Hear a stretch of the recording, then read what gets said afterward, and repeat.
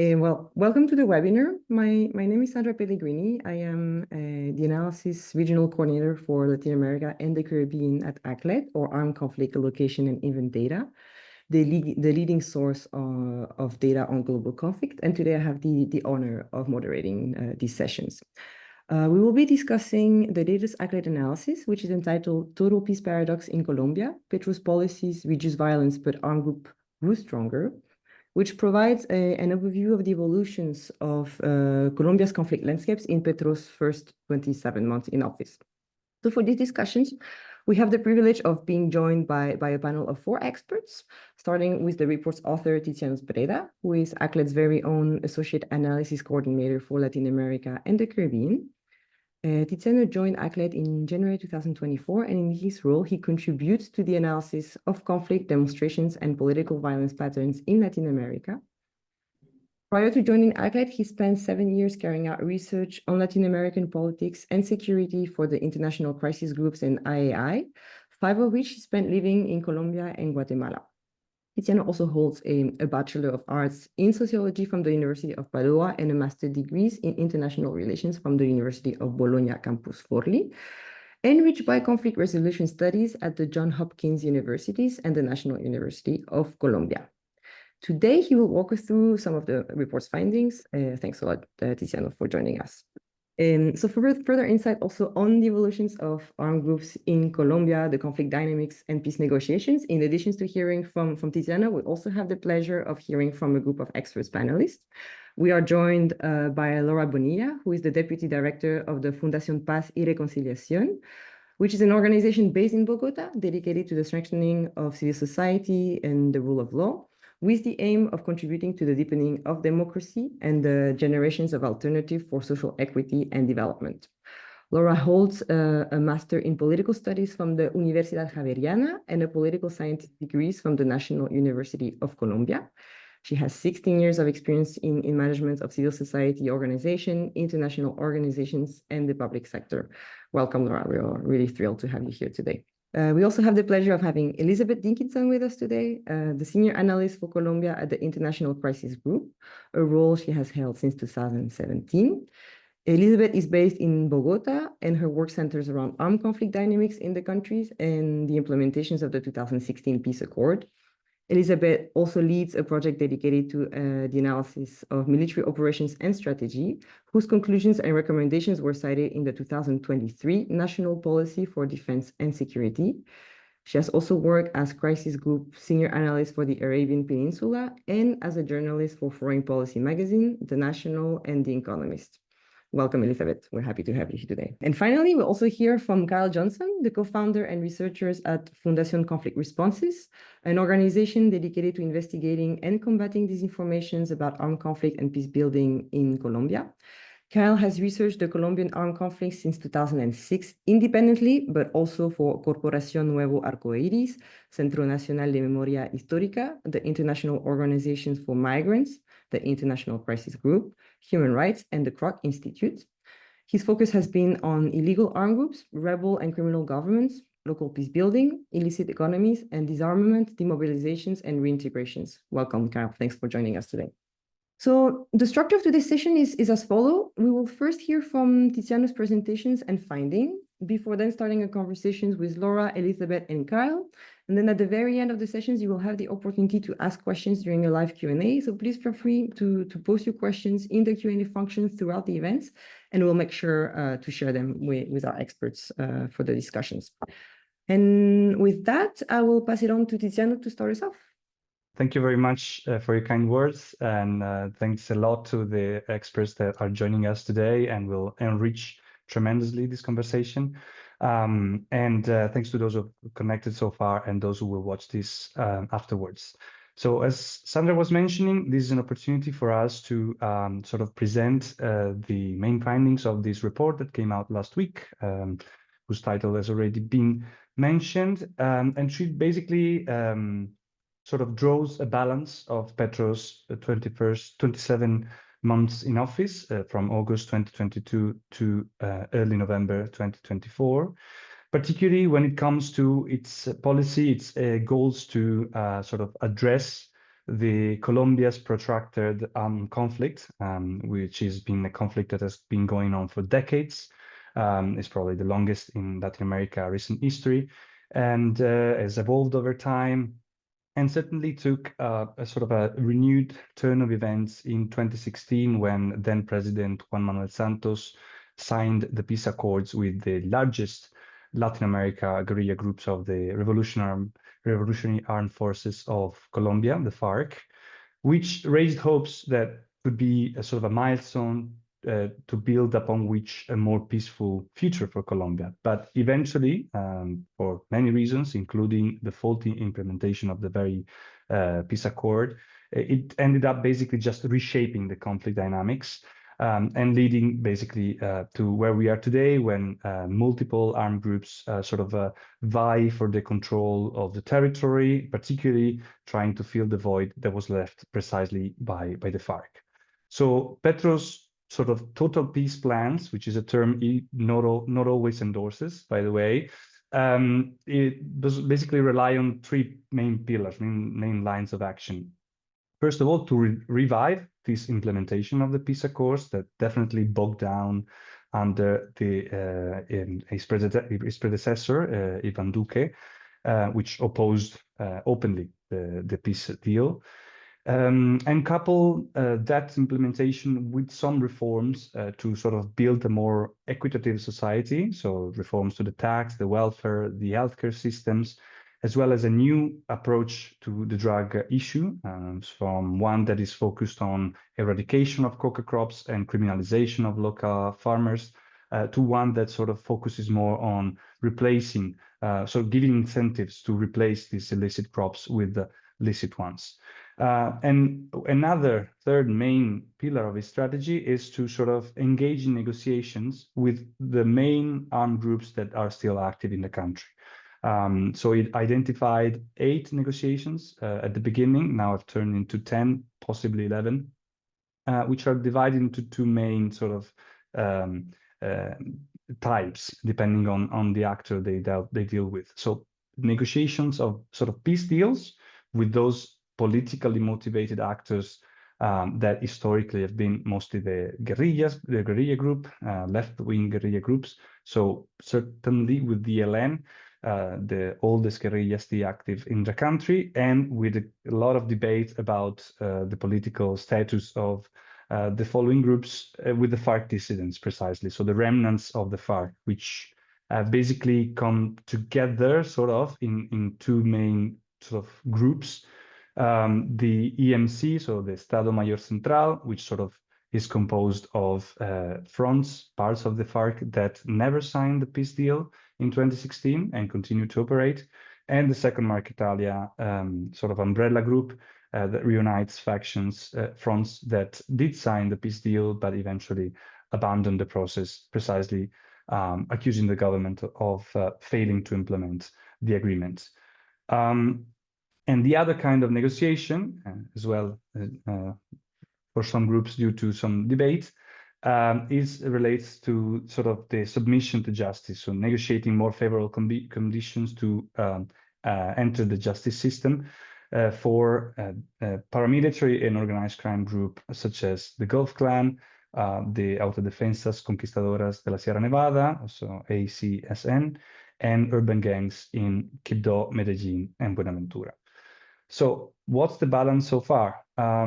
It can be basically summed up in the following way. There's been a slight reduction in violence after Petro came into office, but this was due mostly to one particular dimension of the violence going down, which is the violence between security forces and armed groups. I would nonetheless stress the first bit of the sentence, in the sense that Colombia, as we were saying, after the rearrangement of the conflict after the peace agreements, was experiencing since 2019, in the data that we collect, a sort of a constant escalation of violence. So when it's remarkable nonetheless that when Petro comes into office, and 2023 is the first year in which we record a very slight reduction of events violent events involving armed groups. And this happening despite the country underwent local elections, which unfortunately catalyzed a lot of violence. On one hand, due to, of course, political struggles, but in most part due to the armed groups sort of attempt to reassert their influence over local politics. And this reduction is a bit more evident in 2024, which of course is yet to finish. But we expect some around 2,000 events of violence involving armed groups, which so it makes it more evident, the reduction. Also, this has been accompanied by a sort of 11% decrease in the fatalities that we record related to these violent events. However, as we were saying, this is mostly being driven by a 28% in the decrease in the violence between armed forces and and armed groups, sorry. The reasons for this have been dual. In some cases, it's been due to unilateral decisions, both on the side of the government. The government openly sort of put a ban on, for example, aerial bombings of encampments where the presence of underage combatants were confirmed. And also, for their part, for example, the Gulf Clan offered a unilateral ceasefire as a goodwill gesture towards state authorities around the time when Petro came into office, and argues to have abided by it since then. But certainly, this dynamic has been mostly explained by the ceasefires that the government has relentlessly tried to agree with armed groups. Some of them have been quite improvised, such as the ones announced in December 2022, without oversight mechanisms nor clear implementation mechanisms. And some of them have been more structured, yet still volatile. But nonetheless, the more structured one, or at least the one that sort of played a more evident role in this reduction of violence, is the one with the ELN, as you can see in the graph, in the gray area, in the year in which this sort of ceasefire held, which, by the way, was the longest this guerrilla group has agreed ever since its creation in the 60s. Certainly played a role in the reduction of these sort of clashes. However, on the other hand, this has been sort of this lower military pressure, if you want, has been exploited by illegal armed groups to keep expanding throughout the country. And I say keep expanding because this is a trend that precedes Petro's arrival into office, as we were saying, as you can see also from the maps above. But it certainly continued under his watch, and we've recorded 580 municipalities being affected by some sort of activity of illegal armed groups since he took office, 43 more than the previous period, and with 2023 being the year in which we record the highest number of municipalities affected by this dynamic. And it's certainly an underestimation. The drivers of this expansion could have something to do with the sort of some armed groups' intent to arrive to the negotiating table with a stronger negotiating position, so to obtain more concessions from the government. But probably the most relevant drivers are just the appeal of illicit economies and what the territorial control means to increase these group revenues. Because coca cultivation and production has continuously grown over the past few years. So have illicit gold mining activities that often take place in the same areas that are suitable for cultivating coca. We've recorded, there's an increase in extortion throughout the country, and with a wider array of sectors being affected by it. Kidnappings have soared under Petro, unfortunately, and particularly spearheaded by the ELN, which is the group that relies the most on this practice to sort of secure revenues, and human smuggling activities as well, particularly by the Gulf Clan that you can see in yellow in the map, has a strong presence in the northern part of Colombia, in particular, in the gateway with Panama, basically, in this Darien Gap that keeps to the Darien Gap, which was once an impenetrable jungle and is now the main highway, basically. for migration towards the US, with over 500,000 people being transiting through that corridor in 2023 alone. This expansion has almost inevitably led to a severing or an intensification of the competition between armed groups. We record around 600 clashes between them during the Petro administration, which means a 40% increase compared to the 27 months prior to his arrival. And these clashes have responded increasingly to ever more sub-regional, basically, dynamics, and to shifting alliances responding to these dynamics. The diagram here, for example, makes it evident that in some way or another, all the main armed groups have clashed within each other. It's harder to illustrate some of the dynamics that, for example, plays out at the local level. For example, the ELN has been clashing heavily with the EMC in Arauca or Cauca, but, for example, has allied with the EMC to fight the Gulf Clan in Antioquia and the south of Bolivar. And another dynamic that is increasingly playing out is probably an unintended consequence of the negotiations, which have produced some fractures within these groups that have opened new war fronts. For example, within DMC, which is now divided into two factions, one still negotiating with the government, the other not, and which have actually started to fight each other over these differences with already some first skirmishes. And just to say that, of course, we're talking about the main armed groups, but there are dozens of smaller armed groups with local reach that further complicates this sort of scenario. Amid all this, the civilians have been caught in the crossfire and paid a high toll for this confrontation, and we will address this in an upcoming publication in January or February, but certainly we'll be able to discuss it today as well. To wrap up, I just wanted to end by saying that there have been, Total Peace has not been a monolithic strategy. There have been two adjustments that we will delve into in another publication coming out in the coming days. First of it being a resumption of some security operations, particularly against the groups that sort of have shown little willingness to make progress in the talks. And the regionalization of talks, so the experimentation of these sort of processes that are where local civil societies and authorities have a more prominent role. We single out the example of Nariño with a former ELN front called Comuneros del Sur and some factions of the Second Marquetalia going on in that department, but there are others that can be also highlighted. Finally, just to wrap up, the challenges remain enormous for the government, and they remain in the remainder of its term. First of all, the limited capacity to deal with the sort of wide array of groups with different agendas, the interconnection of these negotiations, because one progress or stagnation in one process can have a direct impact on another.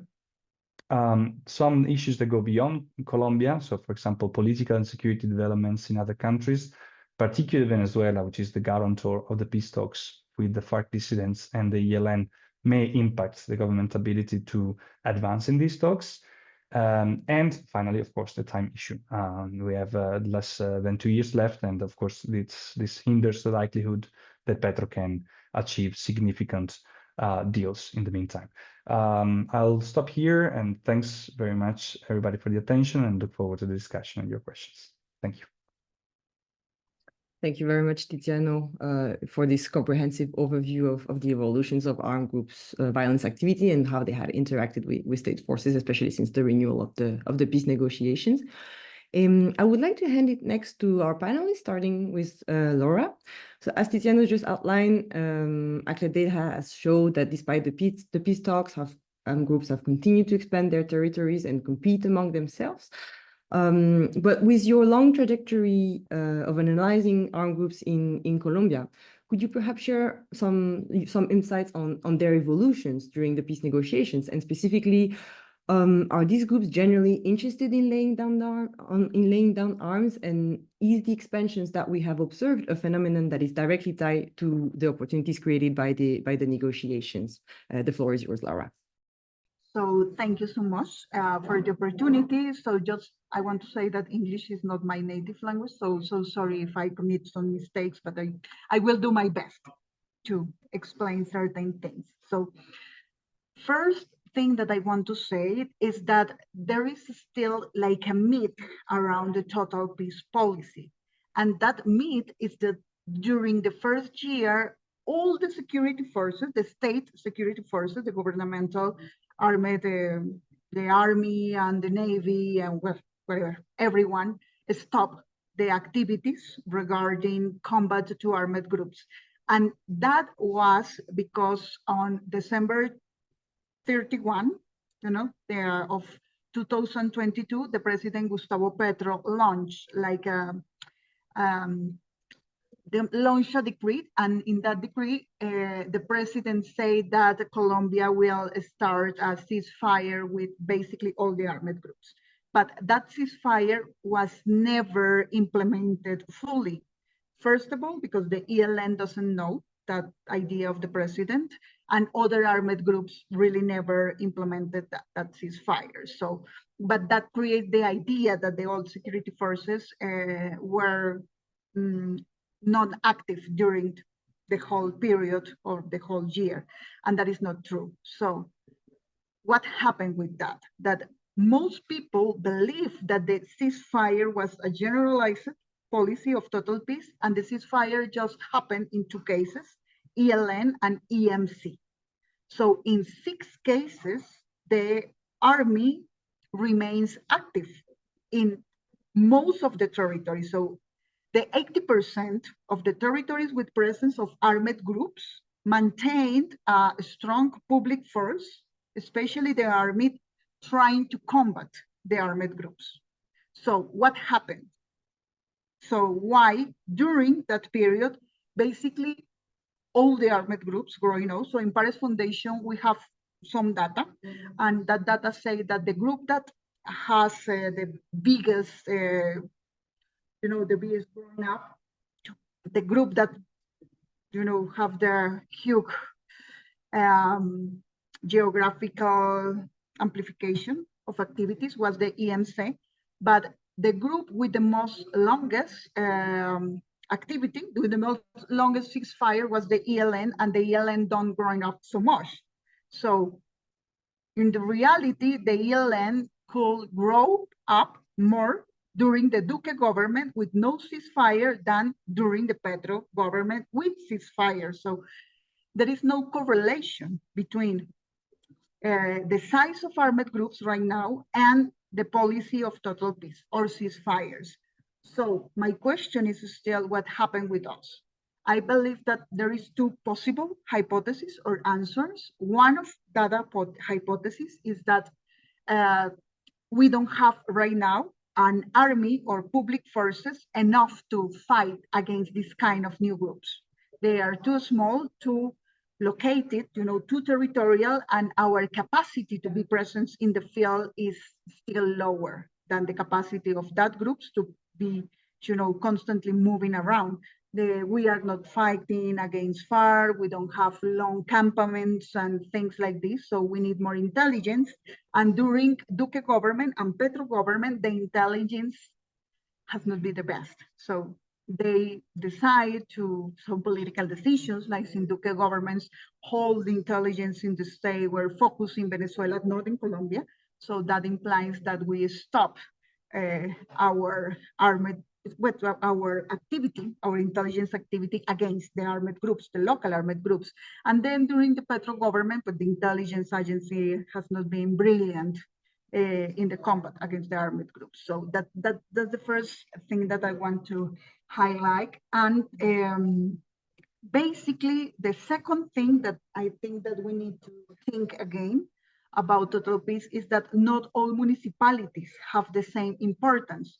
So not all the armed groups have the same stronger, or they are not equally stronger. So you have now a lot of small armed groups trying to fight for the municipalities with best resources, basically, but also in the municipalities that they can't assure a presence, controlling people. And the war right now in Colombia is about this territorial control. So yes, that's my comment about that. And again, sorry for my English. I know it's not the best.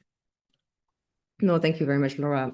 In your English is stellar. There's no worries to be having here. So thank you very much for your insightful perspective on armed groups and their intentions. Perhaps now moving on to another important aspect of the conflict, which we have not yet to discuss extensively. Elizabeth, could you perhaps tell us a little bit more about how the dynamics of the conflicts have evolved over time and how these changes have impacted civilians more specifically? And also, what can Petro do more to actually protect those civilians? Thank you so much again for having me. And first, just to congratulate you again on this great report. I think we really strongly agree with this thesis of a paradox that despite some nominal progress in the negotiating table as well, I think the feeling that many communities have on the ground is that their lives haven't tangibly improved, and that the levels of control have, if nothing else, at least maintained, if not strengthened.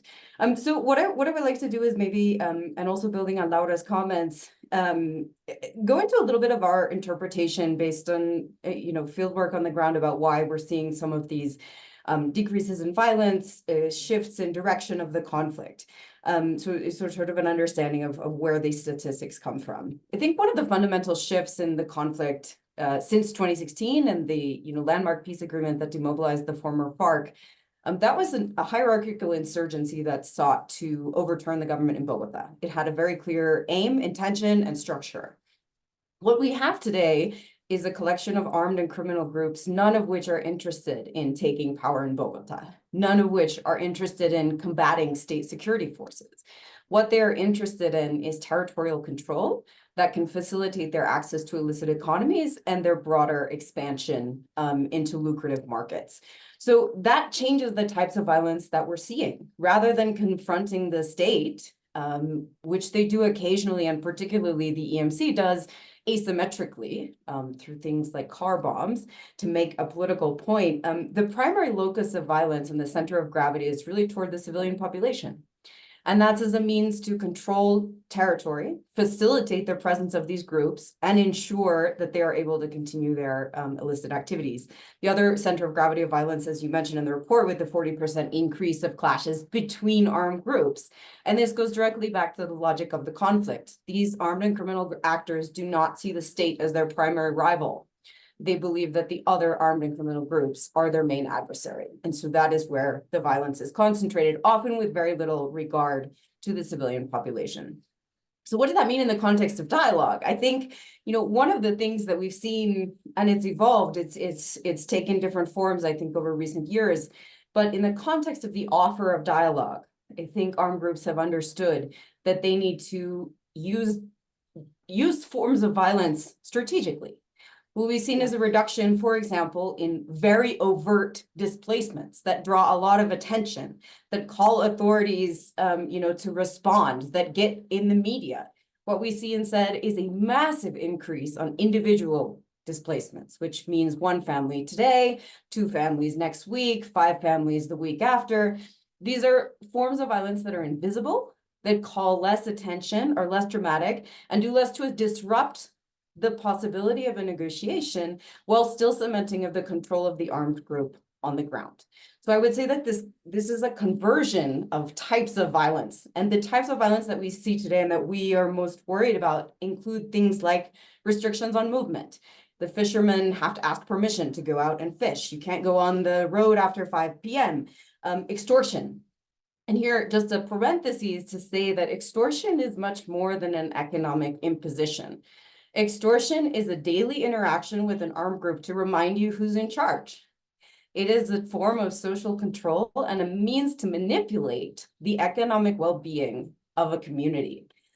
Things like child recruitment. I was just in Cauca last week, which is the epicenter, I would say, of child recruitment in the country.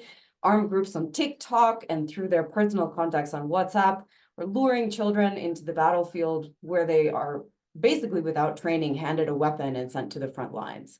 So this shift in violence sometimes is not visible, but it's worth remembering. But for those on the ground, it's a daily experience. And I think the level of this sort of coercive control over many communities is represented in the fact that about 3/4 of Colombia's municipalities are now under early alert from the state ombudsman. 3/4, so 75, almost 75% of municipalities in Colombia have an active early warning about conflict. So what can the government do? I think, you know, I think we've seen an evolution and a lot of learning in the Petro government, a lot of learning about what can make negotiations work, what strategy is adequate and relevant to the conflict as it is now. And I think one of the shifts that we're seeing at the moment is a move away from emphasizing these large-scale national agenda peace negotiations of the type that was held with the former FARC, and a move towards really negotiating from a very local level. This model is perhaps the most advanced in the talks with the EMC, where there have been 5 areas of, slip into Spanish there. There have been 5 areas identified by the interlocutors as areas to focus on for territorial transformation, which essentially means an exchange of violence reduction from the armed group in exchange for rural development and investment from state authorities. So what's the idea here is to work from a very local level, create little bubbles, essentially, of violence reduction, state presence, transformation, and slowly expand those into other areas. This, in many ways, is more aligned with the configuration of the conflict, which involves multiple actors, very much with local agendas, who don't have a national conversation to be had with the government, but we're much more focused on local priorities. I think the challenge of this strategy is that it's very slow.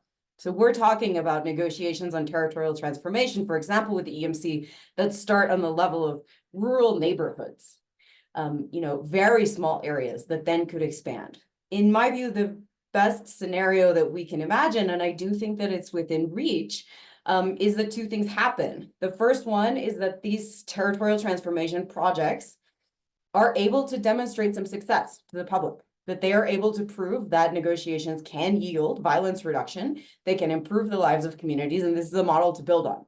Create a political cost for whatever government follows to ending any such process, and an incentive to continue with this transformation.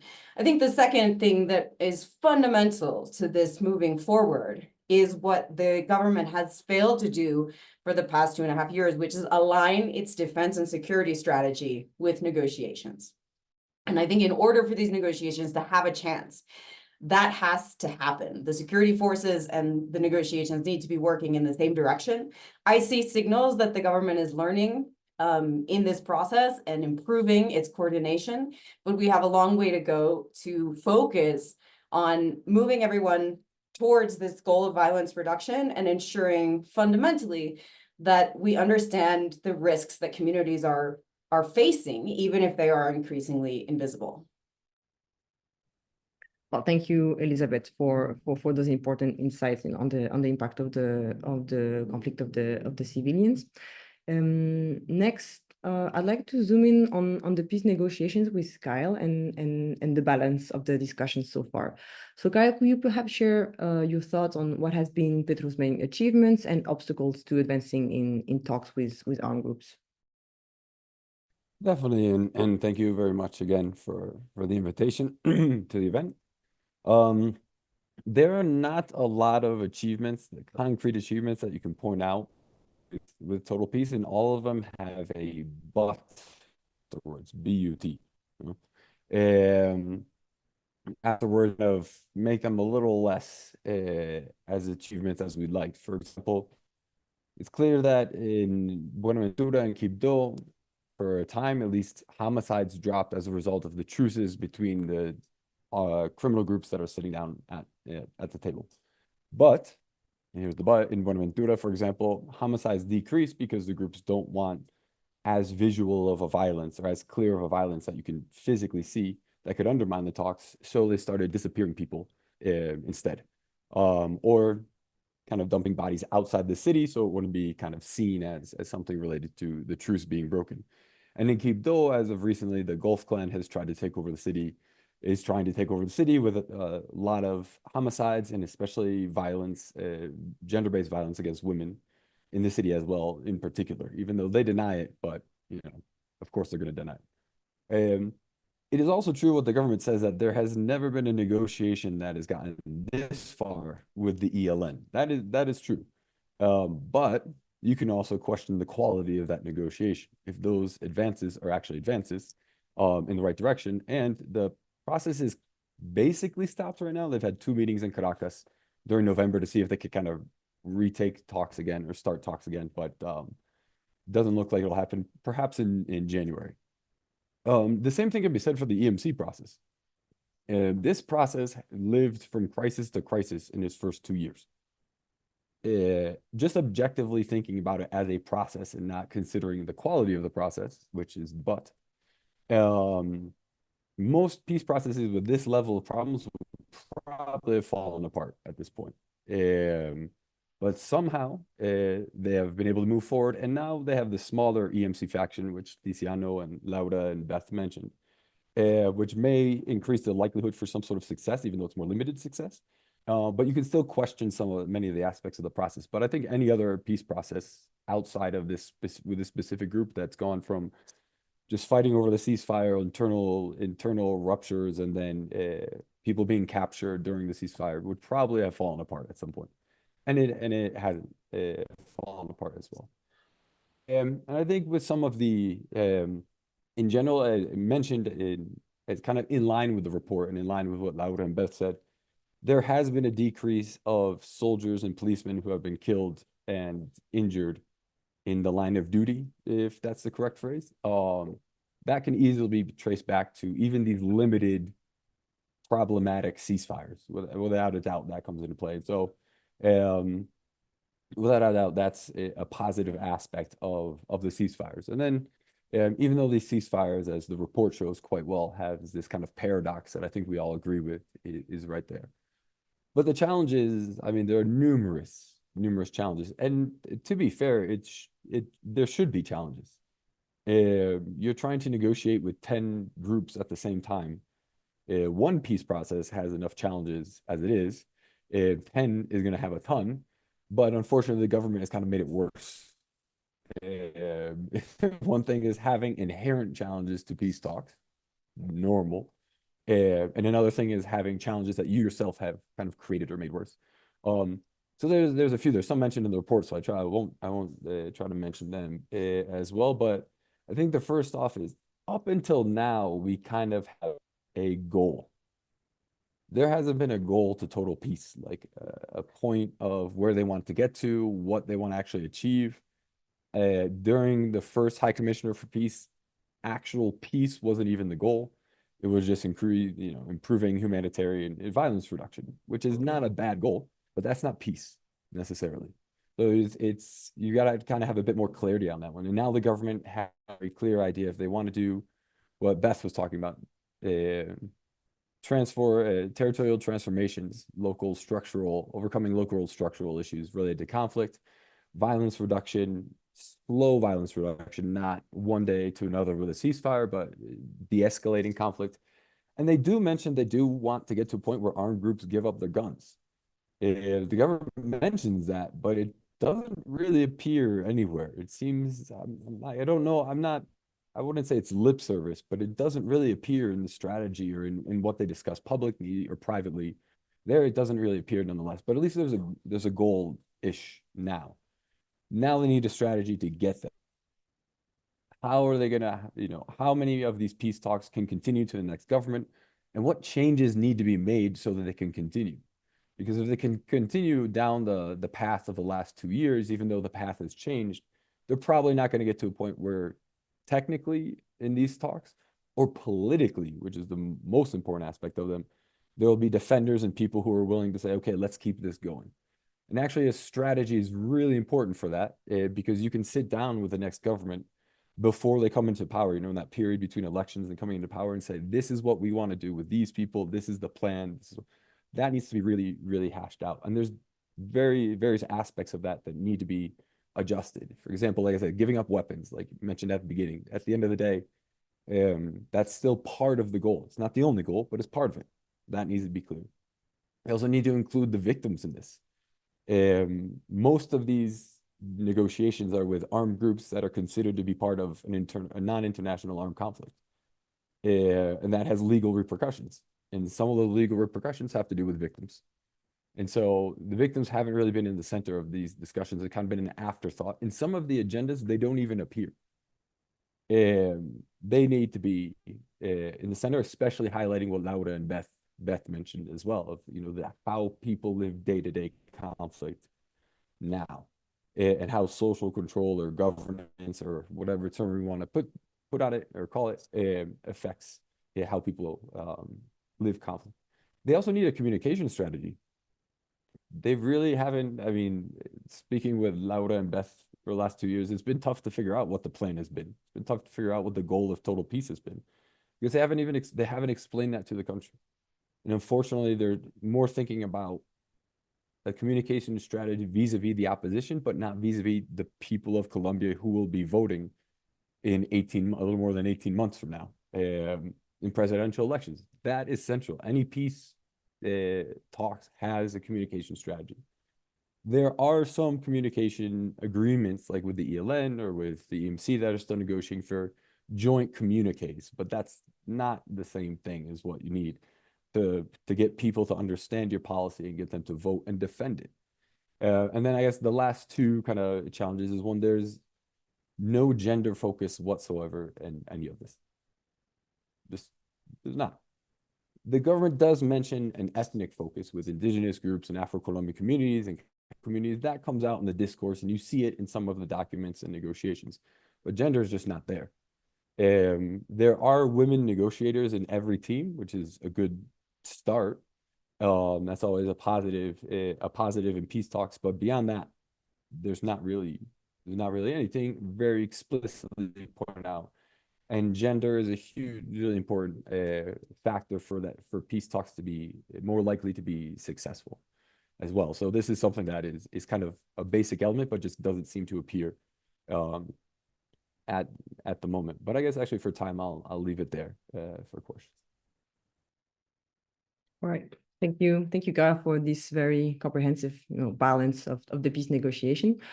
I'd like to thank all of our panelists for sharing such valuable perspective. We've heard a range of important insights, and unfortunately, we still have time to hear from more from our panel. So I'd like to open the floor to questions from the audience for the next 15 minutes. We have received a couple of questions. So the first one, I'd like perhaps to direct it to you, Elizabeth, if you don't mind. So we received questions which you partially answered on how much the Gaetani Self-Defense Forces of Colombia's territorial control has changed in recent years. I don't know if you wanted to say a little bit more on that. And also more generally, we received the questions on your assessments of the issues of fragmentations and sub-fragmentations that several armed actors are experiencing. So I just wanted to give you the floor to elaborate on those thematics, if you don't mind. Thank you so much. Yeah, I'm going to start actually with the fragmentation issue, because then I think it helps answer the question about the Gulf Clan.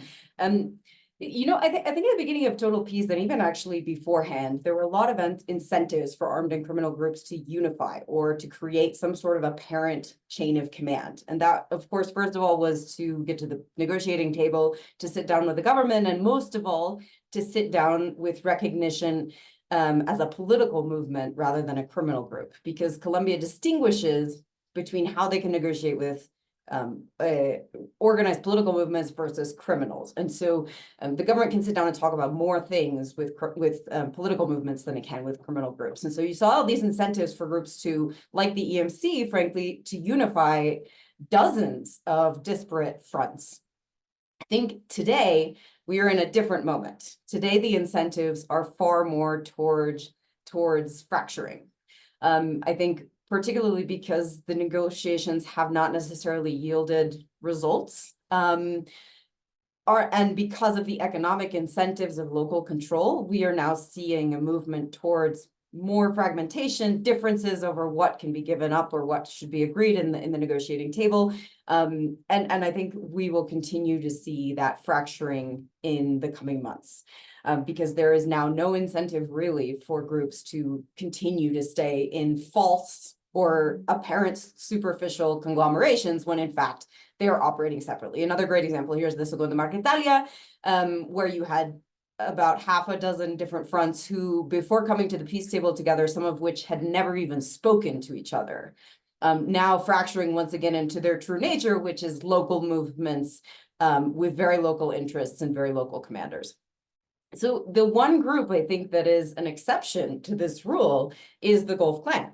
The Gulf Clan, for many years since its founding in 2007, from former paramilitary and leaders from the leftist movement, the EPL, worked on a franchising model. So they would go across their stronghold is on the Atlantic coast, and commanders under Otoniel for many years convinced other criminal groups to sort of align under this umbrella movement, but they were all relatively independent. When Otoniel was captured in 2021 under the previous government, the new commander now in charge of the organization, Chiquito Malo, or Javier, he has taken a very different approach. And what we've seen over recent years is he has taken a concerted effort to consolidate his hierarchical control over different parts of the organization. So such that today the Gulf Clan is far more structured than it was just a few years ago, with, I think, greater capacity to, for example, send troops from one region to another to achieve military priorities. There is a priority right now, for example, to combat the ELN in terms of its mining interests in Bolivar and in Antioquia. And so the organization has sent some of its best forces to be on the front lines. And that wouldn't have been possible before with this fractured model. Now I think the unification of the organization has facilitated that. Now, will it hold, I think, is another question. But to me, just to wrap up saying that I wrote in the Q&A, but for those who didn't see, this is an organization that has grown between 40 and 60% since 2019, depending on how you count. According to what the military estimates, they're growing at about 20% per semester in terms of recruitment.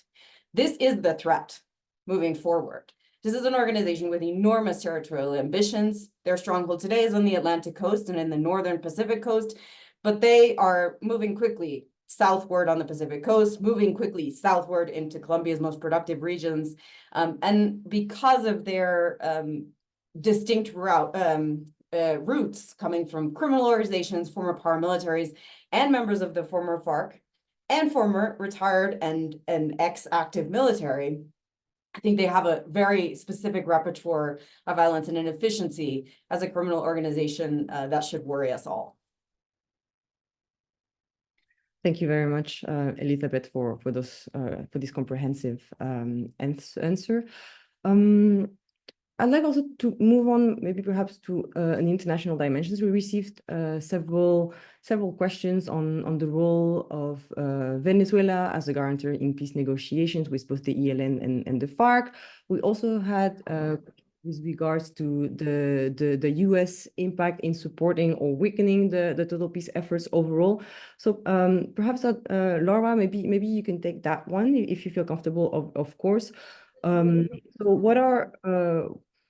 what is to be expected? What is going to be Venezuela's roles in those peace negotiations, and what are other international factors that may play a role? Okay, thank you so much, Sandra. I'm comfortable with the question, but let me shift to Spanish, so I will be more comfortable to answer in Spanish.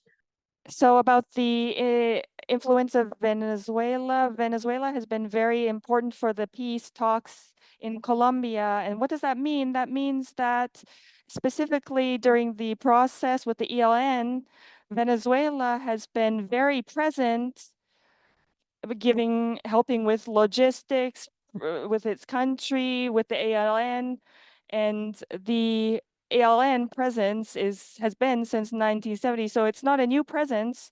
And Venezuela has been relatively quiet with this type of presence, like we have in this type of at least for the last 30 years. The problem with the situation, Venezuela, is that first, the government the dimension, the most political dimension of the government has been making a decision to whether to help the position of Nicolas Maduro in Venezuela, and as well whether that helps the peace talks in the country.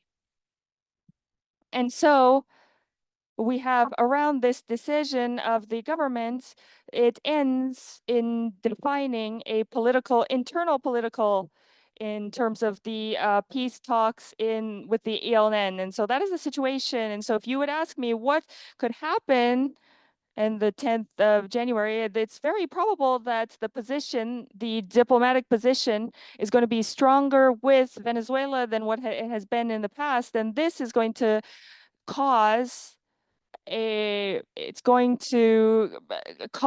step backwards in terms of the ELN talks. And so with Colombia, there's Mexico, and because it's so hurt that it doesn't matter because we're going to hit a lower bottom in terms of the table of negotiations with the ELN, and as well as the control of the border. That is where it is most worrying, because that is where the illegal business trading is happening, and there's going to be a active presence, and so it's going to end up to be more complex to manage, and that's what we're going to have in a crisis with Venezuela.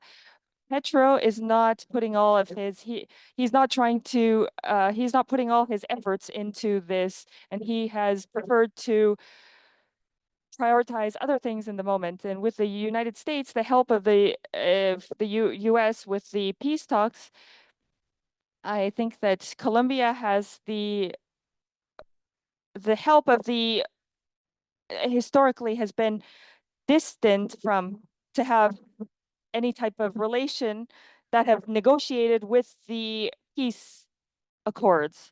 So there's not been a agreement with ex-members of armed groups, because the United States has been really strict, and so the help that we've gotten is changing, and so Colombian is going to be less depending with whether for good or for bad with the help of the United States. That has been really important during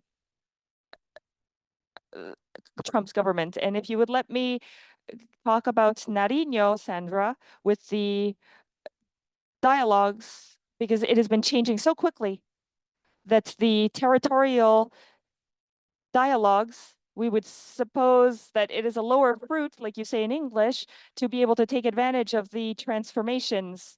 And so now in the south, there is a armed solution, and so it is in Naros, and because there is no trust, and secondly, Colombia does not have any tools now for territorial peace, and so it uses it at the local level, and so there are no tools, bureaucratic tools, to be able to make investments that are required to gain trust. And so when we're talking about it's strange, they have the money, they have the willingness, but the administrative structure of the state is so complex that it's almost impossible for the central state to construct a school in a small neighborhood. And so that is not only a bottleneck, but it's also something that is an obstacle in other implementations. Thank you very much, Laura, and also for tackling Thank you so much. questions on the peace negotiations in Nariño. Perhaps moving on to Tiziano and the criminal economies also of those groups. Could you perhaps tell us a bit about the reasons behind kidnappings? You mentioned during your presentations that kidnappings have been on the rise. So are they primarily motivated by ransoms or other criminal activities? And how did this crime occurs, and how are they documented? And also whether there's any political or corruptions related motivations, or whether it's mainly driven by financial gains. Thanks, Sandra. Thanks, everyone, and thanks for the question. Yeah, I would start by just laying out a couple of figures about kidnappings that we it will include in this report in the coming year. So the kidnappings that we were able to record have basically doubled over the past couple of years. In our ability to track them down, we saw that sort of the ELN has been the main actor behind them, with around 20% of sort of responsibility, of claiming responsibility of, or alleged responsibility over these kidnappings. But we also saw an increase of the participation of the Gulf Clan as part of an increasing overall civilian targeting in its quest for expansion and consolidation of power, in particularly the northern regions of the Caribbean. This doubling of events may certainly suggest that in any case, sort of the revenue bits of it still play an important role, particularly in the sort of northern eastern departments of Norte de Santander and Arauca, which are oil-rich and quite wealthy areas in which the ELN operates and certainly tries to gain from these ransom kidnappings. Also, though, I would say that for ELN, it has also become a bone of contention with the government. So the use of kidnappings may also have responded to the group's strategy to sort of force the government into sort of making some concession, or giving some pressure to the government in certain opportunities. And increasingly, though, unfortunately, I'd say that this practice is also the result of this heightened competition between groups. Increasingly, these groups in certain settings attack the social basis of the territories of the communities in which rival groups operate. So the kidnapping, among other tactics, can be used to sort of intimidate that community, to co-opt it, and to basically give a signal to the rival group that an armed group is making an incursion in that community.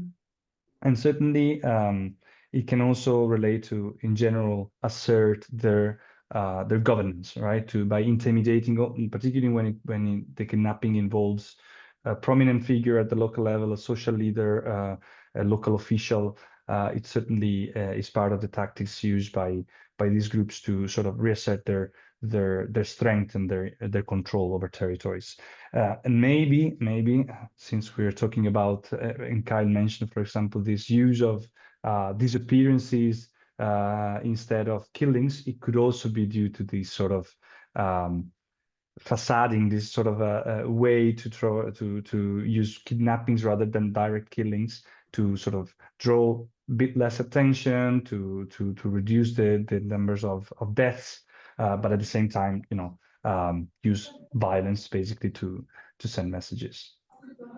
Thank you very much, Tiziana, also for this comprehensive answer and providing data.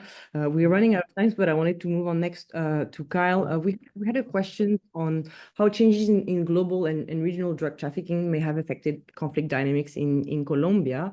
Also, namely, changes in crash in coca price, but also shift from plant-based drugs to synthetic drugs. I was just wondering if you had any insight of how these regional dynamics may have an impact on the conflict and the peace efforts in Colombia.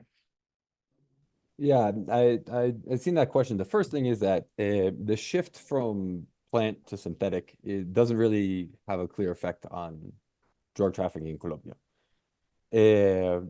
Markets outside of the fentanyl, for example, is mainly important in the United States. Consumption in the US has not dropped. It's slightly increased in the last couple of years, but also new markets have appeared, including in South America, Australia. I think yesterday there was one of the biggest seizures of cocaine, or last week there was one of the biggest seizures of cocaine ever on an international market, and it was heading towards Australia. China is even a growing market, very small. The Middle East is a growing market, be it very small. So if there's a shift towards fentanyl, the hypothetical shift towards fentanyl in the States mainly, cocaine trafficking is doing fine. The question of the cocaine or the kind of coca production crisis that occurred for maybe a year and a half here in Colombia, we don't really know exactly what happened, but there's still some pretty good hypotheses. And there's some key information. For example, at least our research on the issue showed that if you were a small coca producer, basically you had a hectare or less, 2 hectares or less. If you live in the States, that's around 4 to 5. You probably couldn't sell the coca paste that you created. But if you had 5, 10, 15, 20 hectares of coca, you were doing fine.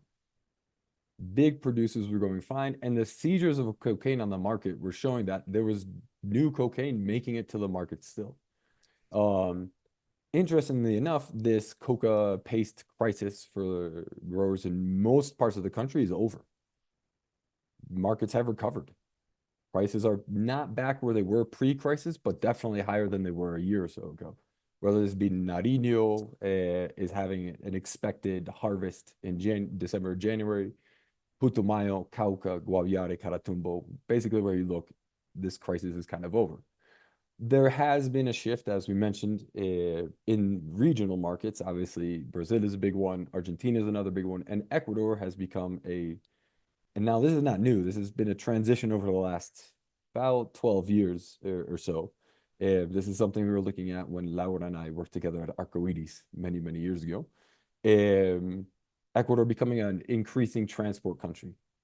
And now international actors were moving into Ecuador to ensure the money and the transportation. Obviously, Ecuador is suffering extremely high levels of violence for different reasons, and Colombian actors are involved in that violence in Ecuador in certain areas. And obviously the money from actors in Ecuador influences how the drug trade works in Colombia, and that can have an impact on violent markets, but it's not extremely widespread. It's Nariño, you see the effects pretty well.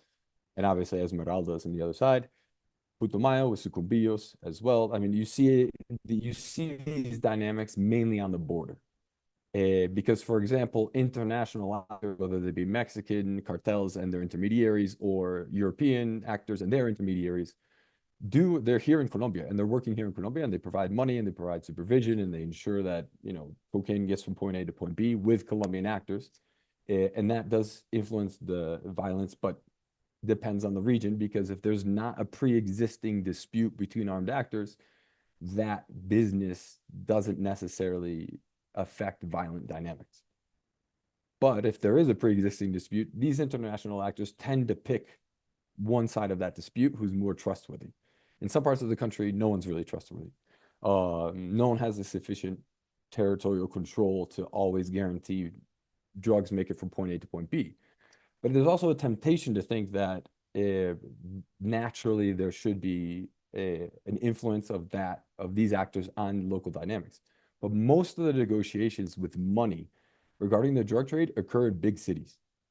They occur in Cali, they occur in Bogotá, Medellín, some cities like Popayán, Cartagena, Santa Marta. So like the money moves through the cities.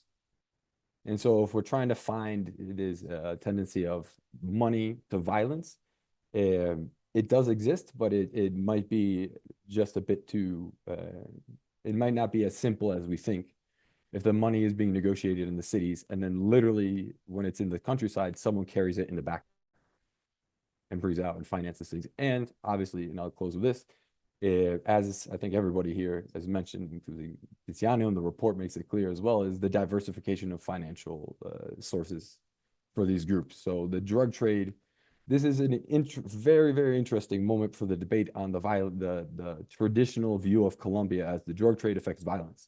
There was a period where the drug trade partially kind of was on hold, kind of dried up. But yet the violence increased during that period. So I think we have to revisit this thesis of how direct and how simple is this thesis nowadays. And probably, I almost slipped into Spanish as well there. Probably in 10 years, we'll probably have to revisit the thesis again as the dynamics of criminal economies continue to shift in Colombia.